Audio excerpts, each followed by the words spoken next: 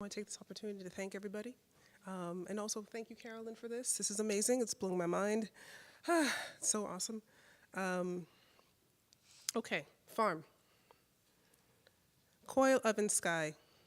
I cross the street with a head full of ink, a head in the pocket of beginnings. A green plot with seedlings, and a woman in a yellow smiling at me. I'm trying to remember if I know her from school or work. The sky is cloudy, but there won't be rain yet, I think. I buy tights at Capizio's from a woman named Tina. Her husband calls her as I hand her my money, and I regret not buying a sailboat instead. When I was 9, the key to my socialization was my dad's taxicab in the Upper East Side and climbing the hill that got there. Denise and her lunch by limo, delivered every day at 12:30. They were never late. Her mother told me voodoo came from Haiti and not Africa. Natalie told us where babies came from. She was older and had her period and had the orange mouth of a cave in St. Mark's. I wear a tie on my first day of school. It makes me feel tough and butch. Clothes have that effect, the shell to protect the inner soft tomato. Like Madame Stravinsky, who explained that a jeté was important in ballet. It was the beginning of a jump. But I'm waiting with his throwaway ring. Walter isn't here, but a jump to somewhere other than here.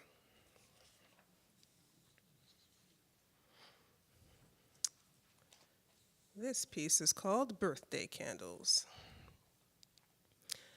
At Isaac Hayes' birthday party, I tell Dionne Warwick how much I love her. I gush at how her kitty eyes and her songs remind me of my childhood, solid gold dancers, skin knees, and my Nana learning English from Video Music Box. I explain how her high cheekbones are the same mountains that rest in the faces on my mother's side of the family, the mountains in Haiti. I whisper to her my dream of her and Stephanie Mills singing a duet, a la Monica and Brandy, the boy's mine, but grown women can sing about so much more than boys. She turns to me and smiles while light threads of smoke escape her mouth. She lets out a throaty, "Thank you, baby," releasing the remaining fog into my face. I love Dionne Warwick. I love you, Dionne. Dionne Warwick's awesome. This one, this is an older poem, and it's actually in this book that actually Baudelaire has with her, and it's called Haiti Unfinished. It's 4:30, and I can't write this poem. It's supposed to be about you buying carrots, but I want to make popcorn, and it's raining this morning. I want to write you another note about feeling like a jack-o'-lantern, hollow with the seeds and the thread missing, with the soup and the gut gone. There's no Independence Day long enough or revolution deep enough to save me from writing a poem about watching novellas with your mother while drinking tea or picking hazelnuts in her backyard. That would be our weird shadow poem, hiding behind wanting to write about you going to church and how little girls' patent leather shoes, those black shiny shells, those little girl church shoes, look like those big black beetles that make awful noises in the summer. Toussaint, do you hear me up there, crunching like conch shell suppers? They seem spacious almost, the shoes round and hollow-mouthed, with all the mama and the buzzing and the praying built in, except for the Catholic stuff, all the kneeling and the confession. You could almost see the guilt. That doesn't seem as spacious, or barely a sunflower, but it once was a sunflower. Or was it an island of bright lights, of syrup smells, of fried banana yellow sunshine, heavy and heavy with wildflowers which grew upon its breast? The beautiful nude with white cassava sands is now shoe-worn and forgotten, smiles with teeth put away, like breath put away, and saved for less brutal times, less careless times. Why have you forgotten you, the you of brown feet and spine sweat? Toussaint, why eat dinner alone? You crowd the plate and grumble in corduroy pants about ungrateful beans and how too many grains of rice spoils the plate. The world awaits your arrival. You'll face them alone, wearing your hair and dancing. Will you dance with me, golden slave? Will you shimmy into the night? Will you give me too much to drink? touch me and take advantage. I sing you a song and I give you the skinny on strange fruit that grows on spacious southern trees. About waiting for hours for the next erect minute. Up north, I become your island bride via Kings County. I sing you my immigrant song. My rebel tongue swoons your ear with borrowed eloquence. Saddened, you wonder where hope and her promises went. You peek around the corner with hunger. I read our love letters scribed by a misunderstood appetite. I question the caffeine in your words, battled your feet and how they must ache today more than ever. They burn with village floodwater. Are we going to ride all night? In car 7642, sway back and forth, low swing of light, your cup trembles with each turn. We haven't seen bread in days and cook up bones, smile a wood smile for coins. Toussaint, where are you? The sink is leaking and the babies haven't been fed. And like me, they wait and wait. They weep of rivers run out of time, of pumpkin soup seeds that get caught mid-throat. They dream of pulling the ocean at both ends to end it all the looking over your shoulder and stealing your words.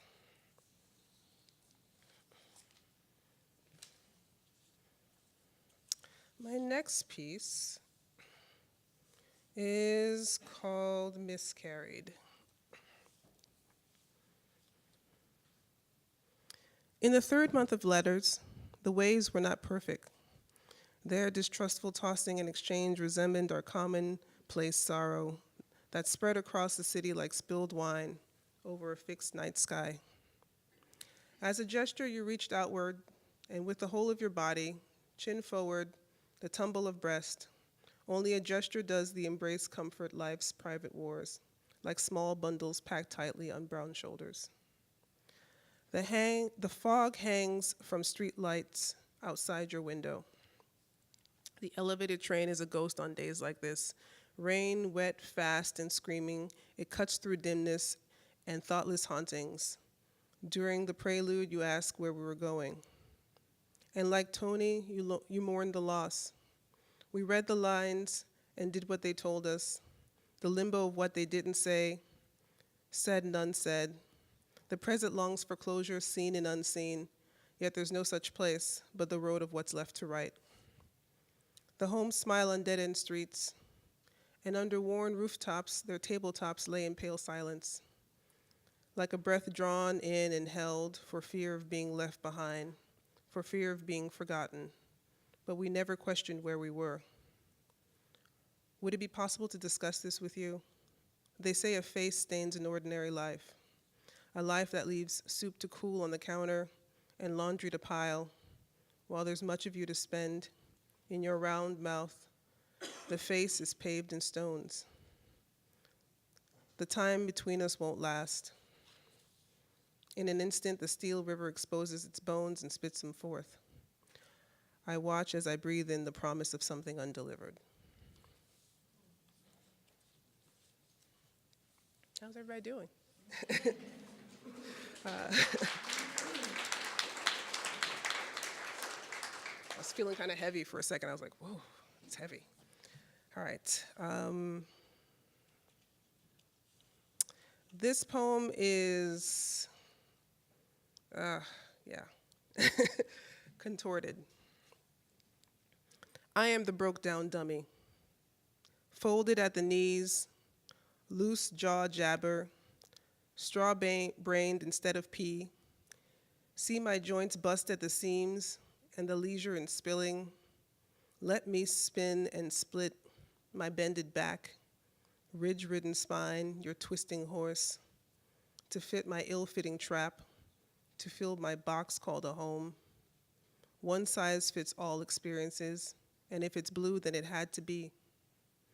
I wear your long skins misfitting, extra skin around my eyes, stretched to fit many bones, sun-worn smooth beyond our thundering dome.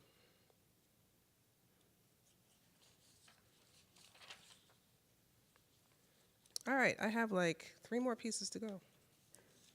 All right, yeah. I'm like, oh. All right. Stardust. You are stardust. A universe of potency, a wonder of a single dying star.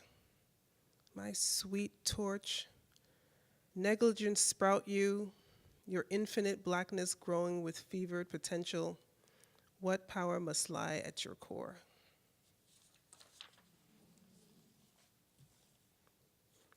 This is the one that was in the paper. Okay. Grapefruit, Shadek. My mother and I talked about how we both got sick on grapefruit once. We both described the wretched feeling, the dry, hacking, heaving, all the mucus and the tears, the fainting and the fear of dying. My mother said that day she learned to respect the grapefruit. Moi respecte-le. But I'm still afraid. From grapefruit soda to candy, I tread lightly around grapefruit flavors. While just the smell brings the death-sick memory back, my mother laughed. She said, I still eat it.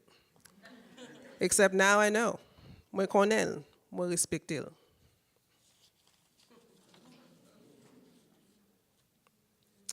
And this one's a little bit about the dead people that that talk to me. Death never means death. A dead person can seem alive when pressed to answer. We bought some sage, but I wasn't sure. Maybe you were a diviner, or something like an exhibit, or a birthday, or a fever. We had to check if you smelled the same, if you were still part of our waking life. Though at a distance you seem more vulnerable, more loose, less negotiated, too eager to play the crumpled spouse, restless and disposable. But this time things were different. No laundry, no dishes, no leftovers. Me with my sea rocks, conch shells, and tongues. You with your crosses, holy water, and saints. We burn the sage, followed by a smudge to clear out the native details. Thank you.